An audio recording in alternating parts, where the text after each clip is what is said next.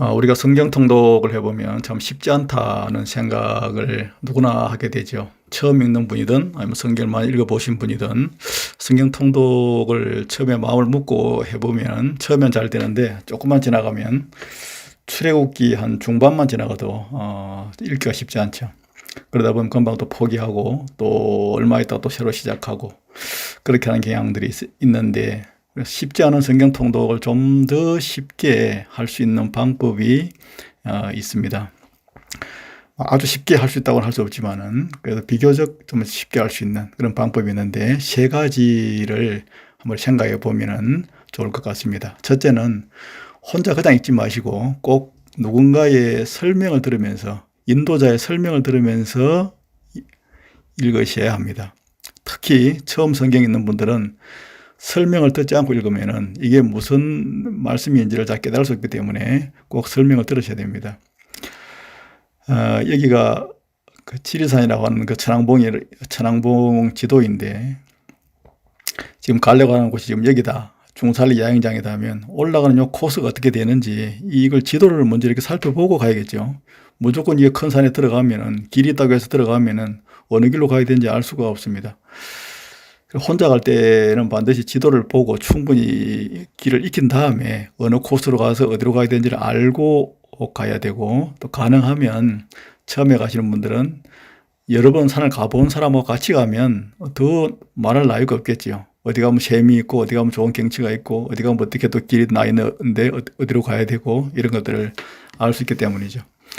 성경도 이와 마찬가지입니다. 누군가 옆에서 인도자의 설명을 잘 들으면서 읽어야 그 성경의 말씀을 잘 이해할 수 있기 때문에, 이해가 돼야 또 성경을 읽어 나갈 때 더 읽고 싶은 마음도 더 많이 생길 수 있죠.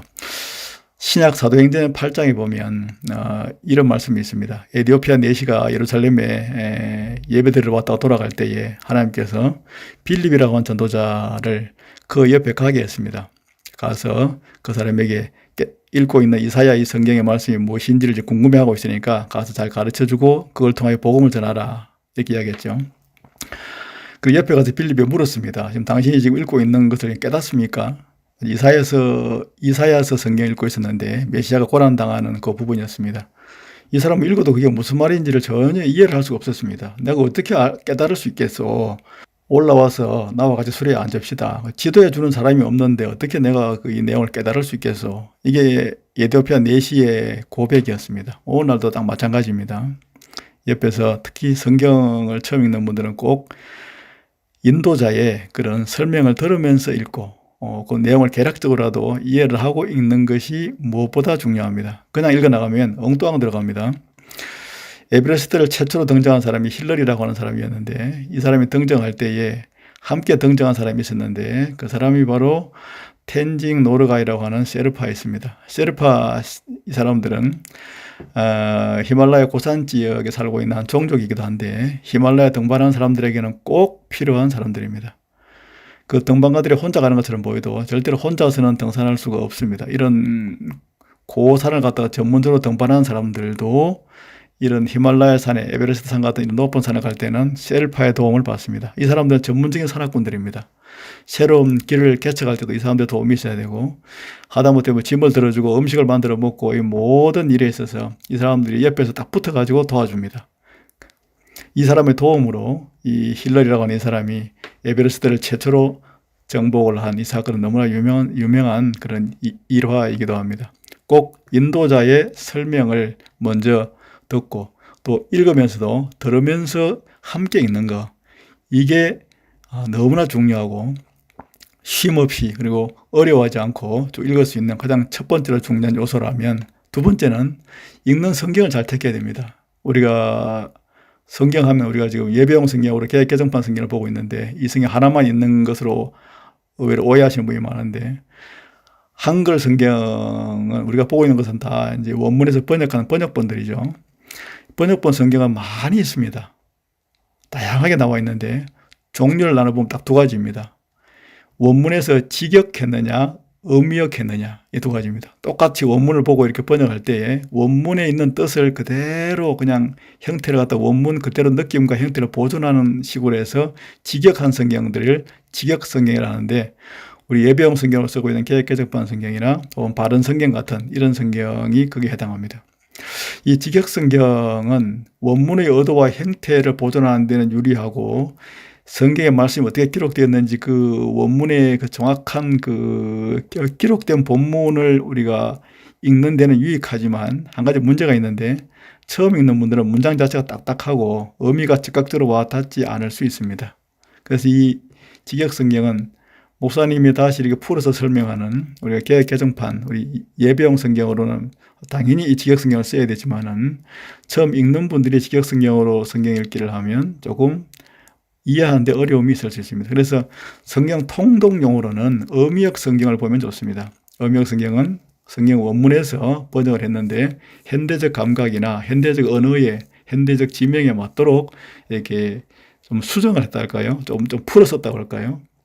똑같이 원문에서 직역했지만은 어미역 성경은 풀어서 쓴 성경이라서 이해가 쉽게 잘 됩니다. 단 원문의 문장의 구조라든지 단어의 세세한 뉘앙스는 일부 생략될 수 있습니다. 그러나 그 뜻을 이해하는 데는 아무 문제가 없습니다. 그래서 예배용 성경으로는 직역 성경을, 우리가 통독용으로는 어미역 성경을 읽으면 좋습니다.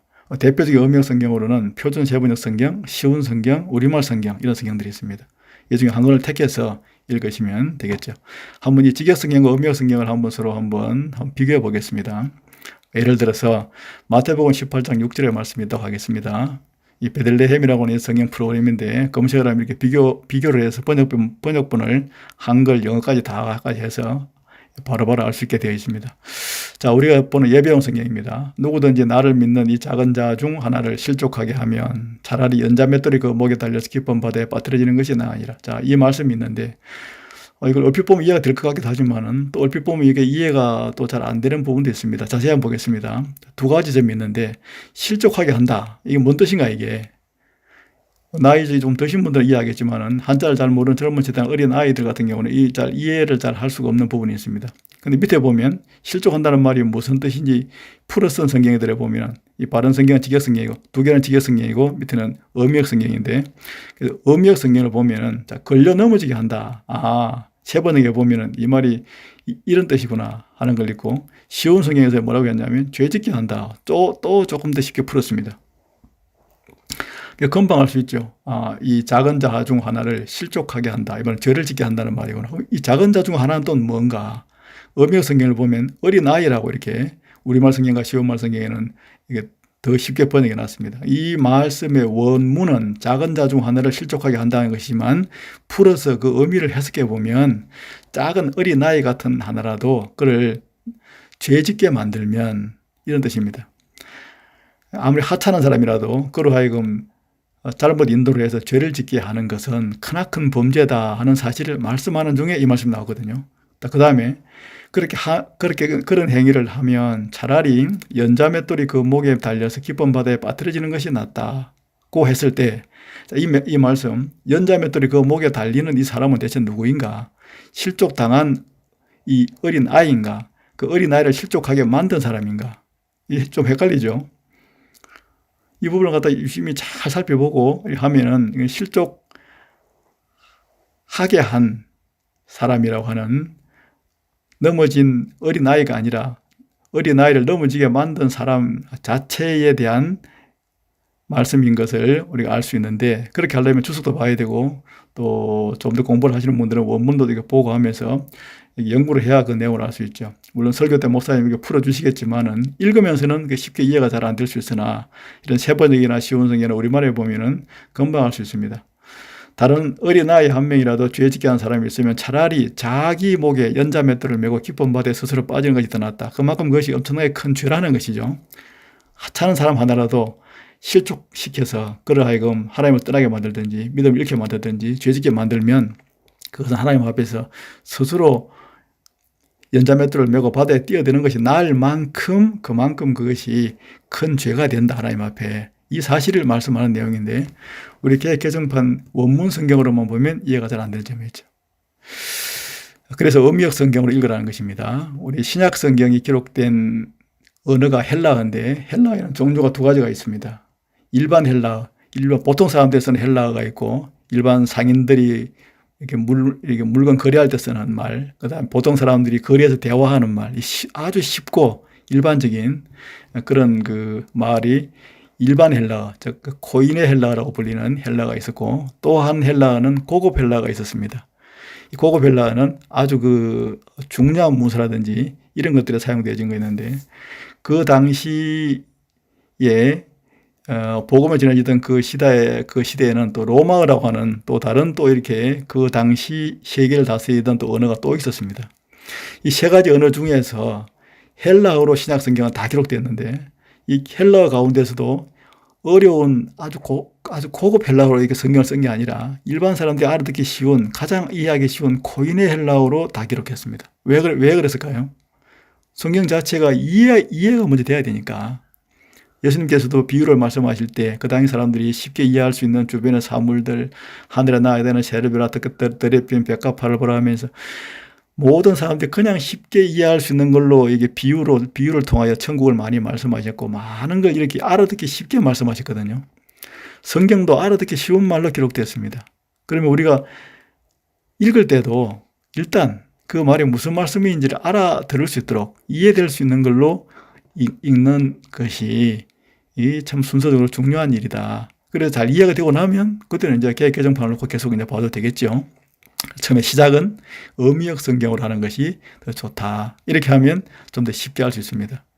인도자의 지도를 받으면서 읽고 어미역 성경으로 읽고, 또 세 번째는 가능하면 같이 읽으면 좋습니다. 혼자 조용히 앉아가지고 따로 시간을 정해서 읽는 것도 좋은 방법입니다. 그러나 자칫하면 그게 되면 또 읽어나가다가 성경에 숙달되고 많이 읽어보신 분 같으면 그게 유익합니다. 그러나 이제 성경을 처음 읽거나 많이 안 읽어보신 분 같으면은 그렇게 있다 보면 금방 또 지치든지 중단할 수 있습니다. 가능하면 같이 읽으면 좋습니다. 여러 사람하고 같이, 인도하시는 분하고 같이 읽으면 이 사진처럼 시간을 정해놓고 일정 범위를 계속 같이 읽으면 너무 좋죠. 인터넷에 보면은 지금 이렇게 성경 통독에 관한 것이 많이 있으니까 그런 걸 한 개 정해가지고 그 인도자가 나레이션으로 이렇게 읽어 나갈 때 같이 눈으로 보면서 설명을 들으면서 읽으면 좋습니다. 이런 방법을 하면은 이 세 가지 방법을 쓰면은 성경을 비교적 쉽게 읽을 수 있습니다. 히말라야 산처럼 이렇게 높은 산에 올라간 등정대들은 혼자 가지 않습니다. 꼭 여러 사람이 같이 한 팀을 이루어서 올라가죠. 그 팀을 이루어 가야 이들 중에서 누가 성공할지도 모르고 또 서로 위험한 일이 있으면 서로 이렇게 또 좀 도와줘야 되기도 하고 서로 격려가 되기도 하기 때문에 그렇습니다. 성경 읽기도 마찬가지입니다. 사탄이 끊임없이 방해를 놓기 때문에. 전도서에 보면 이런 말씀이 있습니다. 한 사람이면 패하지만 두 사람이면 맞설 수 있나니 세 겹줄은 쉽게 끊어지지 아니한다.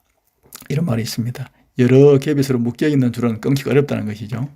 성경 읽을 때 많은 방해하는 요소들이 많습니다. 혼자 읽을 때 전화가 온다든지 딴 생각이 난다든지 갑작스레 뭐 일이 생긴다든지 있지만 여러 사람이 같이 동시에 읽으면 시간을 정해놓고 읽고 딱 이렇게 함께 읽으면 그런 위험성이 많이 줄어듭니다. 이 세 가지 인도자의 설명을 들으면서 그 다음에 어미역 성경으로 가능한 같이 읽으면 그래도 비교적 쉽게 성경을 다 읽을 수 있고 통독할 수 있습니다. 이렇게 해서 성경 통독에 먼저 이렇게 길을 내시고 여러 번 이런 식으로 해서 이제 통독을 하다 보면 그때부터는 이제 나중에는 혼자 읽어도 되고 이제 우리가 직역 성경을 놓고 봐도 이제 쉽게 이해가 됩니다. 이런 식으로 성경 통독을 한번 해보시기를 권해드리고 이게 비교적 쉽게 그리고 통독할 수 있는 그런 방법으로 추천해 드립니다. 감사합니다.